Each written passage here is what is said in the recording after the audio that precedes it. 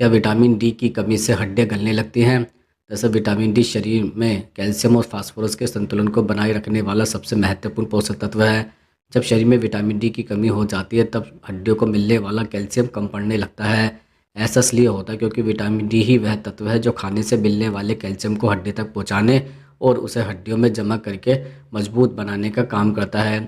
इसकी कमी होने पर शरीर खून में कैल्शियम का स्तर बनाए रखने के लिए हड्डियों से कैल्शियम खींचने लगता है, जिसके कारण हड्डियां कमज़ोर होने लगती है। लंबे समय तक विटामिन डी की कमी रहने पर हड्डियों में खनिज कम होने लगता है और यह स्थिति ऑस्टियोमलेशिया कहलाती है। ऑस्टियोमलेशिया को साधारण भाषा में हड्डी गलना या फिर हड्डियों का नरम पड़ना भी कहा जाता है। इस स्थिति में हड्डियां अपनी मजबूती खो देती है, उन पर हल्का सा दबाव या चोट भी दर्द पैदा करता है और कई बार छोटी छोटी दरारें भी आने लगती है जिन्हें स्ट्रेस फ्रैक्चर कहा जाता है। इसी कारण लोग इसे हड्डी गलना महसूस करते हैं। विटामिन डी की गंभीर कमी से शरीर की मांसपेशियां भी कमज़ोर होने लगती है, चलने फिरने में दर्द होता है, सीढ़ी चढ़ते समय परेशानी होती है, कमर पीठ घुटनों में लगातार दर्द बना रहता है और शरीर में थकान महसूस होती है।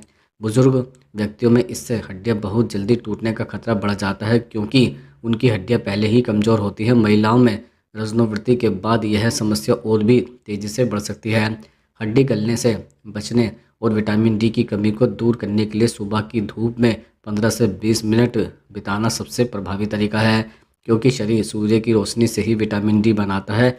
इसके साथ साथ डॉक्टर की सलाह से विटामिन D3 की दवा या विटामिन सप्लीमेंट लेना, कैल्शियम युक्त भोजन जैसे दूध, दही, पनीर, तिल, बादाम, रागी, पालक आदि का सेवन करना आवश्यक है।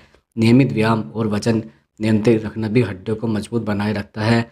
इसलिए हाँ, विटामिन डी की कमी लंबे समय तक बने रहने पर हड्डियां गलने जैसी स्थिति पैदा कर सकती है, लेकिन सही देखभाल और समय पर उपचार से इसे पूरी तरह ठीक किया जा सकता है।